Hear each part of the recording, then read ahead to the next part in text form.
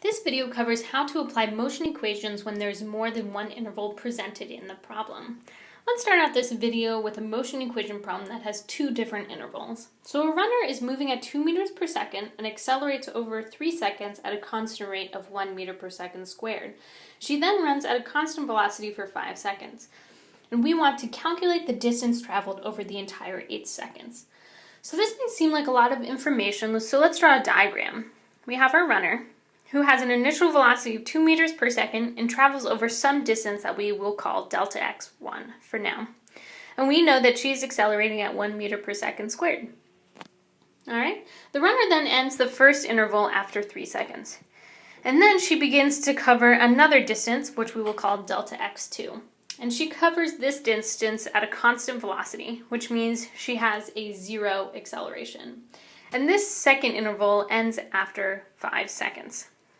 Let's further organize our information into a table for the first interval.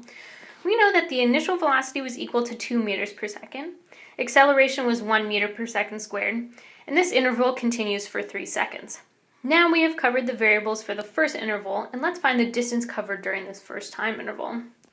To do this, we can use the last equation that we developed, and we can fill it in with our knowns, and then eventually solve for our unknowns, and we find that the displacement over the first interval is 10.5 meters.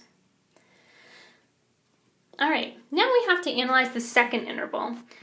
And in order to do that, we should fill in the variables that we know.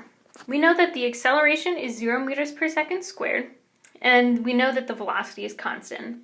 And we also know that this time interval lasts for 5 seconds. One important thing to note about two time interval problems, or interval problems like this, is that the final velocity for the first interval is the initial velocity for the second. So in order to calculate the initial velocity for the second interval, we must calculate the final velocity for the first.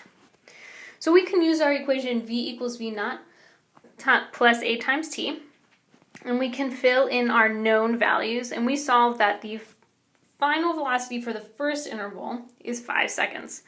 And this means that the initial velocity for the second interval is also 5 meters per second. Now we have enough variables to solve for the displacement of the second interval.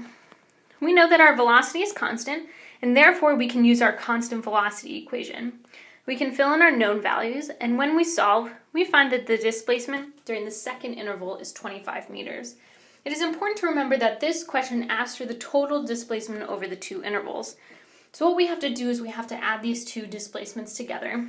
And when we do this, we find that the total displacement was 35.5 meters.